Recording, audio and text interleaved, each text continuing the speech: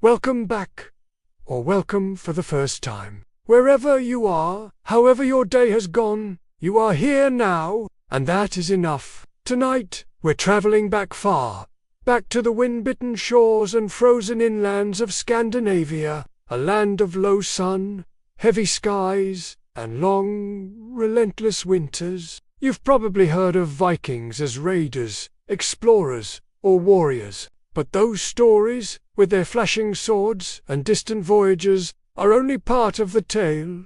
Most Vikings didn't raid, most stayed home. Most were farmers. And it wasn't romantic. Their world was damp, isolated, built on constant labor and quiet struggle. Life was cold, and often cruel, but also shaped by rhythm of the seasons. The animals, the family, and the old gods, whispering in the dark. In this episode, we'll explore what it truly meant to live as an ordinary Viking, not as a myth, but as a person. We'll begin with the daily life of a poor farmer, where food was never certain and winters tested the soul. Then we'll step into a moment of blood and legend, with a fabled king's gruesome end. From there, we'll descend into the quiet elegance of a Viking burial ship. And finally, we'll rise again into the firelit halls of the elite. You don't need to follow every detail. You don't need to stay awake. Let the rhythm of history carry you. Let us begin with the farm. How miserable it was to be a Viking farmer. Stone-cold mornings, rocky fields, salted fish, hunger seasons, superstition, tools, chores, family, life on the edge of survival. Imagine yourself waking not to an alarm clock, but to the aching cold, the kind of cold that creeps into your bones and stays there. Outside, the landscape is gray and motionless. The grass is stiff with frost. The sun, if it rises at all, will hang low and weak on the horizon. You live in a turfed hauser structure made of stone, wood, and thick layers of sod. It's small, low-ceilinged and smoky from the fire that's barely warming it. Inside, there is no privacy, just the smell of damp wool, old straw, and the slow burn of peat. You pull yourself up from your bedding rough-spun blankets, maybe stuffed with feathers or moss. Someone's already tending the hearth.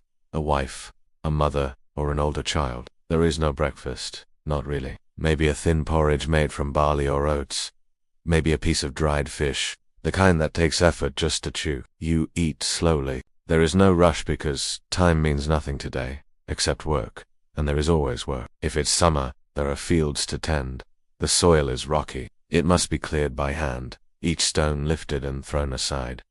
Crops don't grow easily. The land resists you. You plant barley, rye, and hardy vegetables like cabbage or wheat, if you're lucky, but most of it is for subsistence. There is rarely enough to trade. If it's winter, your days are spent indoors, carving tools, repairing garments, feeding animals that are always hungry. You count the stores, sacks of grain, barrels of dried meat and fish, dwindling each day. There are seasons of hunger. You know them. Everyone does. They come late in the winter, when food is low and nothing will grow for months. You eat less. The children go quiet. Sometimes a sheep is slaughtered, not for feasting but for survival. Everything is used. The meat, the fat, the bones. Nothing is wasted. You are a farmer, but you're also a herder, a builder, a carpenter, a healer. You tend to sheep, pigs, and cows if you're fortunate. You collect eggs, churn butter, hang fish, to dry in the cold air. Everything has to be made by hand. Nothing is purchased. There are no shops, no medicine, no pause. Only the rhythm of necessity. And when something breaks when the roof sags, or a cow gives birth early, or a child grows pale and coughs in the night, you fix it, or you bear it. No one is coming to help. Your neighbors are not far, but in winter, they might as well be a world away. Snowdrifts can cover the door. Wind howls at the edges of the house like wolves. It finds the cracks and slips inside, always. And through all this there is belief. You believe in Odin and Freya and the old spirits. Not always devoutly, not always with ceremony, but they are there, in your mind, in your breath. You hang charms over the door. You whisper old words when the wind turns bitter. Superstition is not superstition here. It is protection. Your tools are basic. an iron axe, a wooden plow. You might borrow a horse from a wealthier neighbor if they are kind. If not, you pull the plow yourself, or with a son beside you, boots thick with mud. You wash rarely. The rivers are cold, the effort great. You smell of smoke and sweat, but so does everyone else. At night, the house is quiet. You share your bed with someone, perhaps several someones. Children, a spouse, an elder relative. The fire burns low, the dark presses in, and still, you survive. The rhythm continues. The chores, the seasons, the small joys, perhaps a wedding feast, a successful lambing, a story told by firelight. Someone brings news from another village. Someone sings an old song. You are not happy, exactly. But you are not broken, either. You endure. And that was the secret of Viking farming life. It wasn't glorious, it wasn't cinematic. It was grit, and routine, and resilience ground into the soul like soil beneath the fingernails. You don't dream of raiding, you dream of rain at the right time, of a winter that's not too long, of your children living long enough to see spring, and sometimes, in the depth of night, with the wind still and the fire warm, you feel something ancient. A stillness, a quiet that belongs to the land. A peace that isn't comfort, but continuity. That was life for most of the Viking world. Not swords and sails, but stone and soil. The Blood Eagle, in the last days of King Edmund, as we leave behind the frozen farm fields and the weary hands of Viking peasantry, we drift quietly into another world. One of war, conquests, and legend. The wind shifts slightly, no longer cold with soil and sea salt, but tinged now with incense, iron, and whispered prayers. You are no longer a farmer. Now, you are a witness to power, and to the quiet horror of its collapse. Let us begin. The world of 869 AD. The year is 869. Across the narrow seas from Scandinavia, the eastern kingdom of Anglia lies dotted with wooden churches, quiet and the uncertain peace of a Christian people still adjusting to faith and fealty. In the town of Hagelistan, its exact location now, long lost, a king kneels in prayer. His name is Edmund. He is young, likely in his late 20s. His reign has been marked by quiet service, not by conquests or glory, but by his loyalty to both his people and his God. And yet, on this quiet morning, Edmund knows that time is slipping. He hears no birdsong, only the distant hoofbeats of Viking invaders, the great heathen army.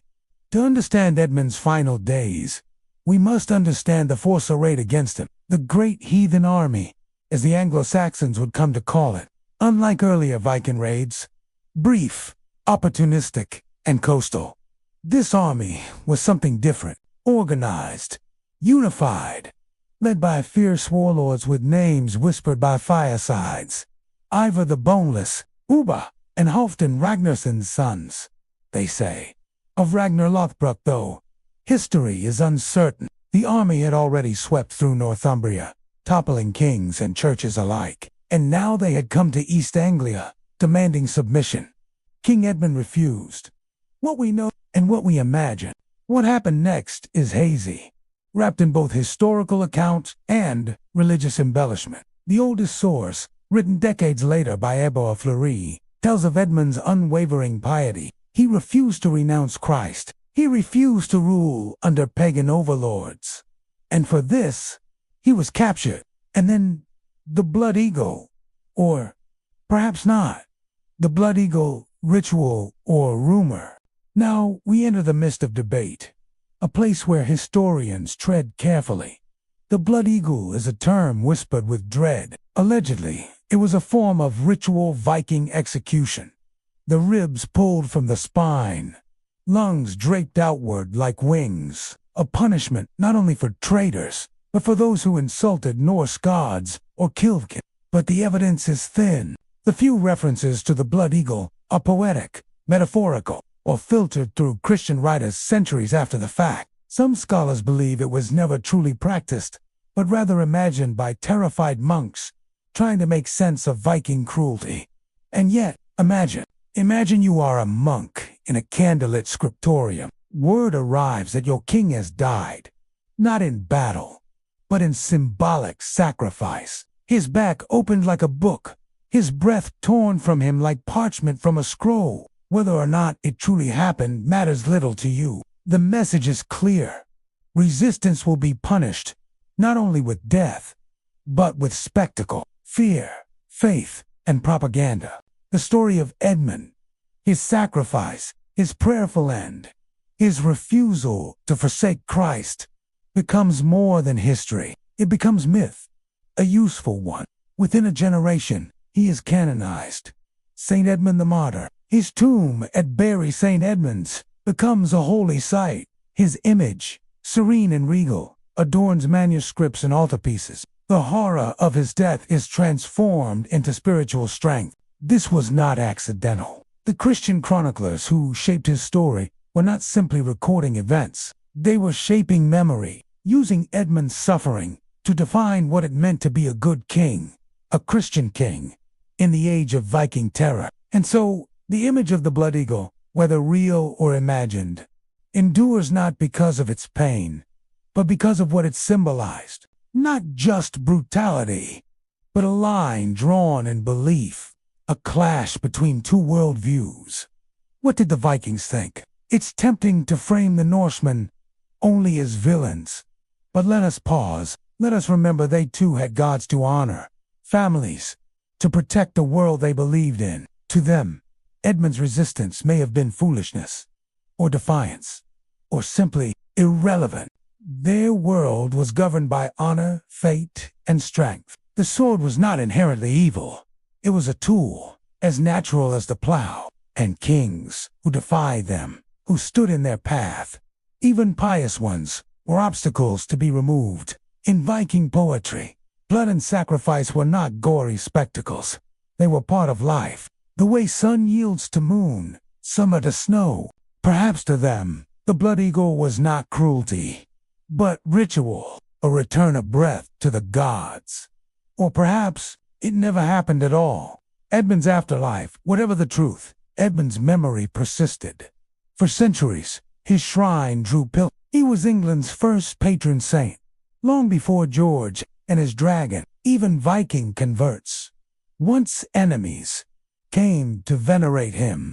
In the end, the tale of his death reminds us that history and memory often diverge. One is rooted in records, artifacts, probabilities. The other, in emotion, faith, and fear. In the cold stillness of East Anglia, a young king once faced his end. Around him, the world shifted. Swords clashed, beliefs collided, and stories were born. The ship burials of Oseberg. Life packed for the afterlife. Imagine the scent of pine and sea salt. The waves hush against the shoreline like a mother soothing a child. The air is cool, but still, a group of solemn figures stands gathered around a magnificent ship, not for a voyage across the sea, but a journey into eternity. This is the world of the Oseberg ship burial, one of the most breathtaking archaeological discoveries of the Viking Age. Here, death was not an end, but a transition, and the ship, a vessel not just of wood and sail, but of memory, honor, and myth. The discovery, a ship beneath the soil. In the summer of 1904, a Norwegian farmer digging into a grassy mound near the village of Oseberg unearthed something unusual. Curved timbers, blackened with age, hidden just beneath the turf. What emerged in the months that followed was nothing less than a time capsule from the Viking world. A nearly complete burial ship, lavishly decorated and exquisitely preserved beneath layers of clay and turf. It had lain there, untouched, for over 1,000 years. Inside this ship, archaeologists found 2 women, and with them, a world. The ship itself, a masterpiece of wood. The Oseberg ship stretches over 70 feet long, its prow curling upward like the unfurling fronds of a fern, carved with serpents, tendrils, and fluid animal forms. It seems almost alive, not a cold vessel of transport, but a breathing embodiment of artistry and devotion. It was not built for war. Its frame is too delicate, its lines too elegant. No scars of battle mar its flanks. This ship was meant not to carry raiders, but ritual. It had only one true journey, into the earth, carrying its passengers from this life into the next. The 2 women, queens, priestesses, or something else. Laid within the ship were the remains of two women, one in her 80s, the other in her 50s. The elder had once stood tall, perhaps nearly 6 feet. Her bones bore signs of age and disease, arthritis, a slipped disc, the toll of long years. Yet she was buried with extraordinary care. The identity of these women is still debated. Some scholars suggest that Elda may have been a queen, possibly even Queen, the grandmother of the legendary King Harold. Others propose she may have been a vulva, a seeress, keeper of rituals, a woman of spiritual power in Norse society. Whoever they were clearly important. Their burial was no ordinary affair. Grave goods. Packing for the afterlife, the Oseberg burial was filled with objects. Not just riches, but items of everyday and ceremonial life, lovingly selected and placed. There were wooden carts, carved with beasts and patterns that flowed like water. Sleds, though the ship was buried on land. Beds, with bedding that had once been stuffed with feathers. There were kitchen tools, buckets, spoons, and cooking pots. There were also textiles, fragments of fine wool, patterns that hinted at colors, long faded, possibly even silk. Some bore looms and weaving implements, suggesting that textile work held a spiritual or symbolic importance. Food offerings were laid out. Apples, berries, and what may have once been meat and bread. To oxen, for dogs, and even peacocks had been sacrificed and buried alongside the women. A statement of wealth, certainly, but also, perhaps, companionship. Even in death, it is easy to forget, in a modern world of sterile cemeteries and quiet crematoria, that, for the Norse, death was not a severance. It was a continuation, a journey, and you would need supplies for that road. Spiritual symbolism. Ships as passage. Why a ship? To the Vikings, the sea was both boundary and bridge. It separated lands and connected them. It carried traders, raiders, and stories, and in death, it carried the soul. Whether bound for Valhalla or the mysterious halls of hell, the soul required a vessel, both literally and metaphorically. The ship burial offered that vessel in its most potent, visible form. The ship was not just a mode of travel. It was a symbol of status, of belonging, of transcendence. Women in power in the Viking world. The Oseberg ship.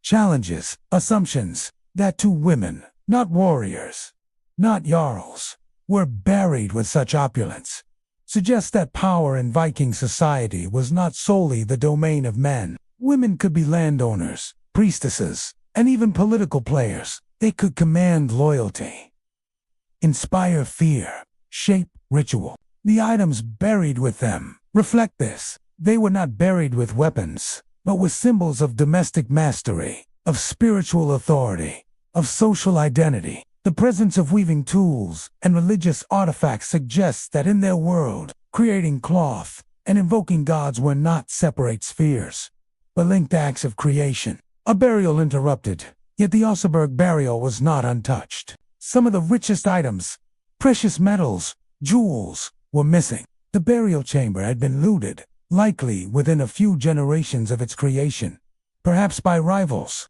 perhaps by successors, perhaps even by those seeking to erase memory. But even in its damaged state, the burial remained deeply evocative. Like a faded painting, its power lingers, not only in what remains, but in what has been lost. A living memory today, the Oseberg ship rests in the Viking Ship Museum in Oslo.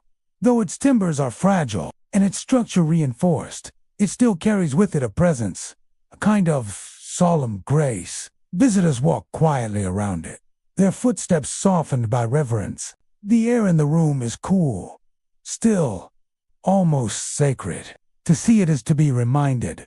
These were not just raiders and warriors. They were builders, artists, mourners, people who looked into the unknown and tried to meet it with dignity. Inside the Viking longhouse, where the Jarls dined and the skalds sang, close your eyes and imagine the creak of timbers in the wind, the warmth of firelight flickering on carved beams, the scent of roasted meat, pine resin, and woolen cloaks heavy with the cold of sea spray. Welcome to the Viking longhouse, the nerve center of power, ritual, and everyday life for the elite of Norse society. This is not the world of farmers or fishermen. This is the world of jarls, chieftains, and household retainers. A place of feasts, alliances, blood oaths, and delicate balances of honor and power.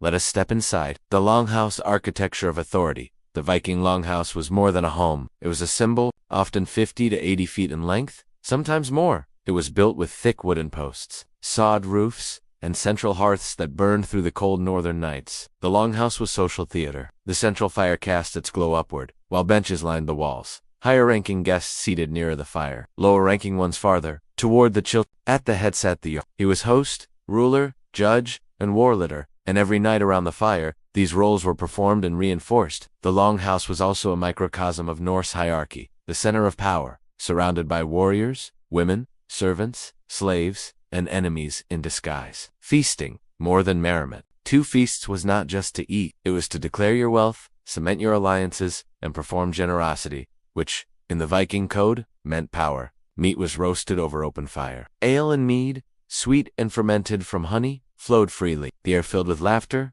argument, and the rhythms of skaldic poetry, as poets recited verses that wove memory, myth, and flattery into a single breath. But there was also tension. These feasts were performances, opportunities for subtle slights and overt challenges. To give a gift was a political move. To refuse a toast could be a grave insult. It was a delicate ballet, played in fur cloaks and iron blades. The jarl's household, power behind the scenes the jarl may have ruled, but the household made the machine work. His wife often called the held significant influence, managing resources, directing servants, and preserving lineages. Women of the elite were literate, educated, and often politically active. Their keys symbolized their economic and domestic power. Servants and slaves performed the labor, tending livestock, preparing meals, weaving textiles, brewing drink. Their lives were hard, controlled, and invisible in most sagas, but essential to the longhouse's grandeur. Children were raised to emulate their parents' roles. Boys trained in arms, girls in management. Hospitality was not optional, but sacred. Strangers could become friends or foes. Both were welcomed. Religion, rites, and the sacred within the walls, within the longhouse. Ritual and religion were ever present. At feasts, horns were raised to Odin, Thor, and Freyr, gods of war, weather, and fertility. Offerings of blood, ale, and animal fat were poured into the earth or fire. The longhouse itself might contain a herger or wooden idols, silent witnesses to oaths made and secrets kept. Sacrificial ceremonies were performed seasonally, sometimes in sacred groves, other times within or near the hall itself. The line between sacred and domestic was blurred. To eat, to host, to rule, all were, in essence, religious acts. Trade and treasure. A global elite Viking elites were not The longhouse displayed wealth that came not only from raids, but from trade. Imported glassware from the Franks, silks from Byzantium, spices from the East, and silver dirhams from the Islamic caliphates have all been found in elite burials. These were cosmopolitan aristocrats who negotiated across continents, even as they clung to Norse traditions at home. Their power lay not only in strength, but in network of alliances, ships, and marriages. A jarl's daughter might be betrothed to a Swedish prince. His son might serve in the Varangian Guard. His hall would echo with the clash of languages and the hum of foreign news. Contrasts and hierarchies. Two Viking worlds. To live in a Viking longhouse was to live in a bubble of privilege, but one always under threat. Outside the wooden walls were the farmers, traders, and blacksmiths. Outside the alliances were the rivals. Waiting inside was warmth, roasted boar, and skaldic praise. Outside, cold, hunger, and the memory of death, ships sliding into the soil. But even within the walls, life was fragile. One failed harvest, one misstep at court, one bad omen, and the hall could fall. Final reflection. The sleepy weight of time as we end our exploration. The fire in the longhouse gutters low. The guests have slipped away to sleep.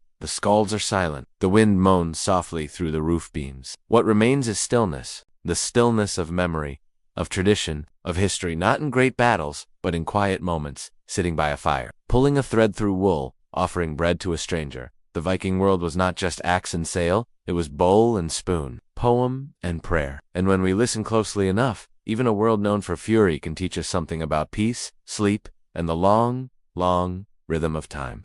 Drifting from the Viking past and now, we leave behind the frostbitten fields and the firelit halls. We've walked the rutted paths of the Viking farmer, shoulders bent beneath cold skies. We've lingered in the fading light of kings and execution stones, listening for truth in the echoes of old fears. We've stood in the silence of ship graves, where carved wood and woven silk whispered of lives long past, and we've warmed ourselves in the shadowed corners of longhouses, where power and poetry mingled over mead. What remains, here at the end, is not just memory, but a feeling, a sense of a world where life pulsed slowly, shaped by weather and belief, by duty and hunger, by strength and stories. There was no certainty, no comfort we'd recognize, but there was rhythm, a deep, enduring rhythm to the Viking world, of seasons, of oaths, of journeys across dark seas and long winters, a rhythm that, somehow, mirrors our own.